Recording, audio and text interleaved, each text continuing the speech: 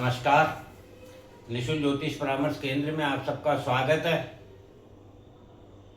जैसा कि हम 4 जून 2026 को जो गुरु का विराट स्वरूप भगवान कृष्ण का विराट स्वरूप प्रकट होने वाला है, उसे हम समझने का प्रयत्न कर रहे हैं कि उस समय जो लग्न कुंडली बन रही है उसको हमने समझा, उसमें क्या क्या विशेषताएं हैं, और अब हम उसका भाग्य समझने का प्रयत्न करते हैं नवमांश के द्वारा। नवमांश में क्या विशेषताएं हैं, तो हमने लग्न कुंडली, ये पार्ट 4 है। लग्न कुंडली की विशेषताओं को हमने समझा, अर्थात ग्रहों की शक्ति को समझा। इसे आप संसार में घटित घटनाओं एवं मानव की सोच विचार भी मान सकते हो। अब हम इसका भाग्य नवमांश से समझेंगे। आप यूं भी समझ सकते हैं कि आपने अपने जीवन में कोई कर्म किया, अच्छा या बुरा, भलाई या बुराई, कुछ भी कर्म किया, उसका फल, जो उसका प्रभाव है, वह भविष्य में मिलता है। ये हमारे कर्म है जो हम कर चुके, ये हमारा भविष्य जो मिलने वाला है। नवमांश भविष्य की विशेषताएं देखते हैं आज। गुरु के पास जो शीतलता, कोमलता, निर्मलता, शुद्धता एवं पवित्रता की शक्ति है। हम कहते हैं ना, गुरु आश्रम पे जाते ही मन को सुकून मिलता है, जबकि वहां भोग विलासिता की कोई वस्तु नहीं होती है। उसका कारण है कि गुरु शीतल, कोमल, निर्मल, शुद्ध एवं पवित्र भाव के होते हैं। उसका भविष्य नवमांश बताता है कि पूर्व जन्म बुद्धि, विवेक, संतान, प्रेम, प्यार को गुरु आने वाले समय में शुद्ध, पवित्र, निस्वार्थ धर्म ज्ञान भाव में वृद्धि करेंगे। अर्थात हम सभी को भावनात्मक होकर नहीं, गुरु बनकर मार्गदर्शन करना है। फिर वह चाहे हमारी संतान हो या हम संसार में किसी से जिससे प्रेम करते हो, या जो हमसे राय लेने आए, या जो हमसे सहायता मांगने आए, या जो हमसे विचार विमर्श करे। मंगल ऊर्जा, शक्ति और सेनापति है। हम सभी अपनी ऊर्जा शक्ति का बिना बुद्धि विवेक के भेड़ चाल में समाज में देखा देखी में व्यर्थ कर रहे थे। अभी तक हर व्यक्ति केवल दौड़ रहा है, उसे नहीं पता उसकी मंजिल कहाँ है, बस उसको आगे निकलना है। किससे आगे निकलना है उसको ये भी नहीं पता। अब मंगल का भविष्य नवमांश में उपयोग समाज में परिपक्वता के साथ प्रकृति के विस्तार, वृद्धि के लिए करना है। वास्तव में हमें जो शक्ति प्राप्त होती है, जो ऊर्जा प्राप्त होती है, जो कर्म करने की ताकत है, वह इस प्रकृति में, इस संसार में वृद्धि करने के लिए है। अर्थात मानव को अपनी शक्ति, ऊर्जा का उपयोग सृजनात्मक वृद्धि के लिए करना है, विनाश के लिए नहीं। अभी तक समाज में प्रत्येक व्यक्ति अपनी शक्ति का उपयोग दूसरे को नीचा दिखाने, नुकसान पहुंचाने, विनाश करने में कर रहे थे। अब जो भी ऐसा स्वार्थ हित में करेगा, उसका शनि राहु मिलकर अंत कर देंगे, समाप्त कर देंगे, परेशान करेंगे, कष्ट देंगे।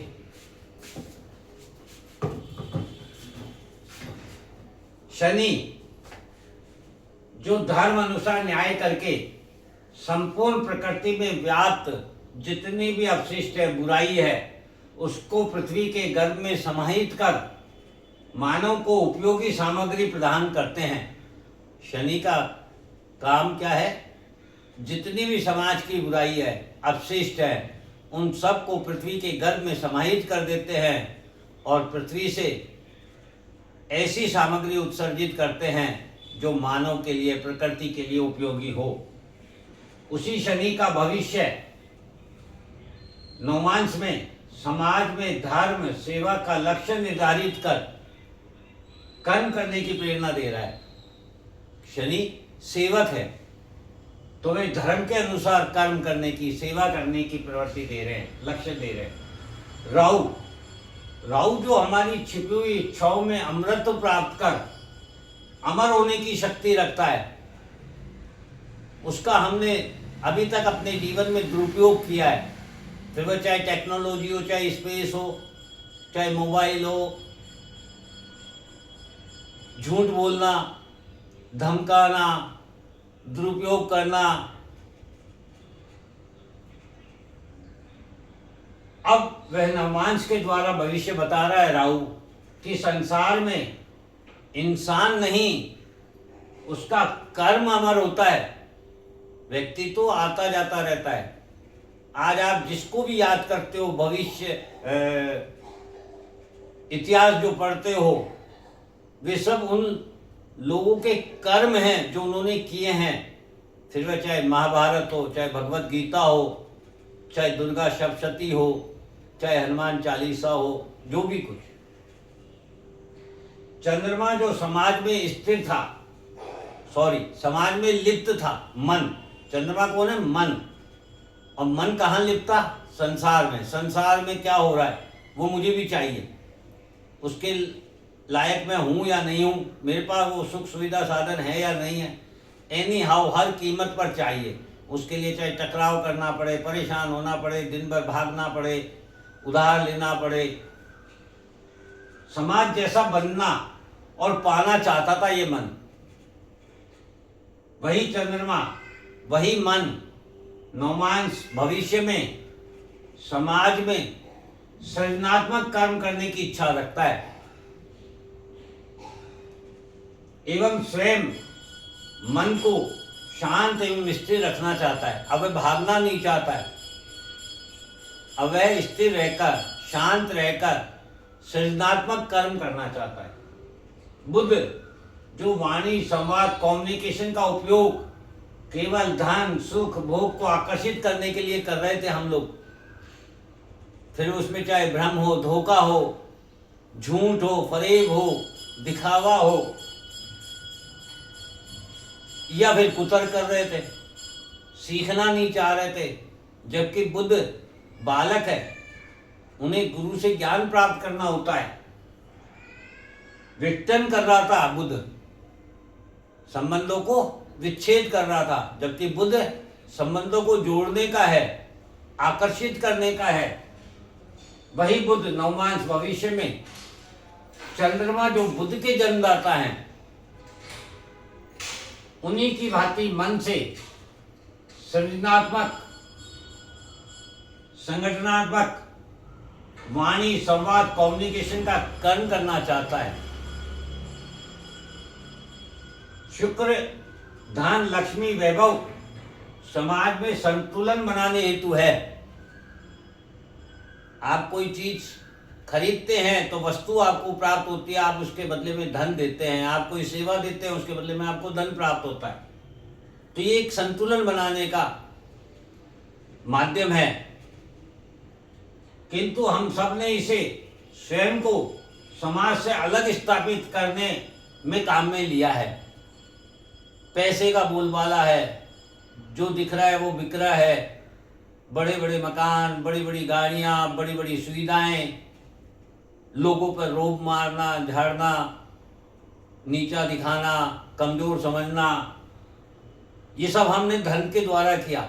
और इसी धन ने हमें अपने परिवार से, अपने संस्कारों से, अपने स्वार्थ से, अपने सिद्धांतों से, अपने धर्म से विमुख कर दिया। जबकि यह संतुलन बनाने के लिए उपयोगी है। अब शुक्र का भविष्य नवमांश में सभी की सहायता एवं प्रेरित करने के काम में लेना होगा। यही समाज को जीवनदान देने अर्थात संजीवनी का काम करेगा। गुरु की इच्छा भी यही है कि धन, वैभव, लक्ष्मी समाज में संतुलन स्थापित करे।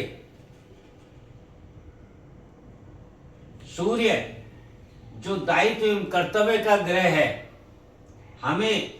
उसे हम सबने अपने अधिकार और अहंकार के रूप में अपने सम्मान एवं इच्छाओं की पूर्ति हेतु उपयोग किया है।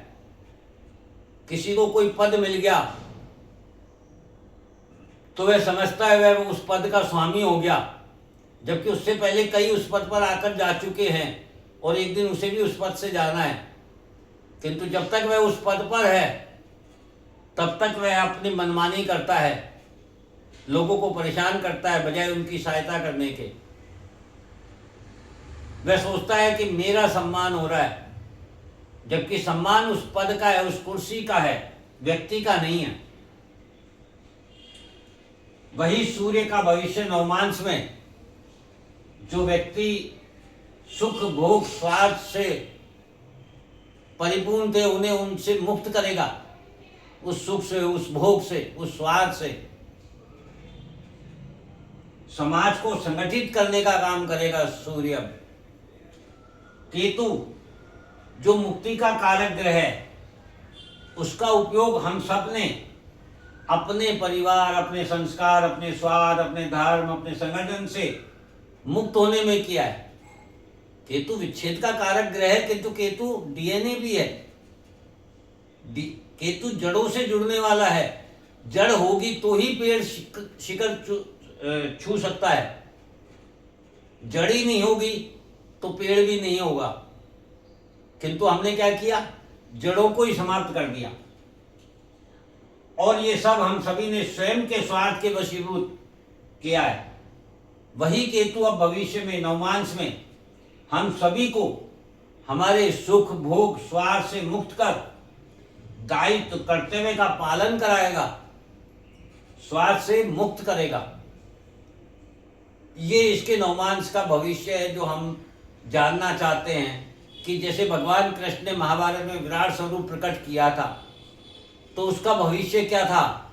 उसका भविष्य था युद्ध। उस युद्ध का परिणाम था धर्म की स्थापना, अधर्म का नाश। पूरे एक वंश को समाप्त कर दिया गया था।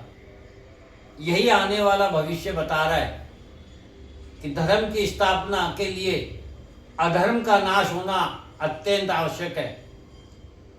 और अधर्म हम अपने सोच विचार के कारण करते हैं। जब हमें कोई सही ज्ञान देने वाला नहीं होता है, कोई गुरु नहीं होता है, हम अपनी ऊर्जा का दुरुपयोग करते हैं। यदि ऊर्जा का सदुपयोग करना है तो हमें राय लेना, ज्ञान प्राप्त करना, उस ब्रह्मांड को, उस प्रकृति को समझना अत्यंत आवश्यक है। मानव, पृथ्वी, आकाश, भूमि, जल, वायु, अग्नि, इन सब का अपना एक महत्व है। इसी प्रकार से मानव में भी हर प्रत्येक व्यक्ति का अपना एक महत्व है। हमें किसी दूसरे की तरह नहीं बनकर स्वयं के जो गुण हैं उन्हीं को अग्रसर करना है, बढ़ाना है। जय हिंद, जय भारत।